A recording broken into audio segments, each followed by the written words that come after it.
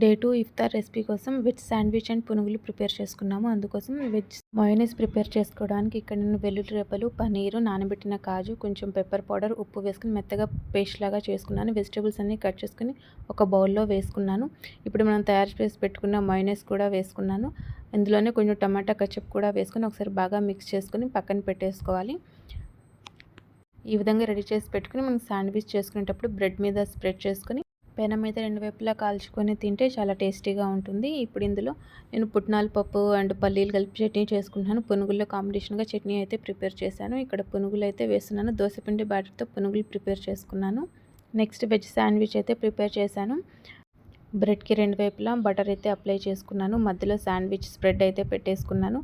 ఇప్పుడు ప్యాన్లో కొంచెం బటర్ వేసుకుని 2 వైపులా మంచి గోల్డెన్ కలర్ వచ్చేంత వరకు ఫ్రై చేసుకున్నాను. దీంతోపాటు కొన్ని ఫ్రూట్స్ కూడా తీసుకున్నాము. This is my second iftar mini vlog.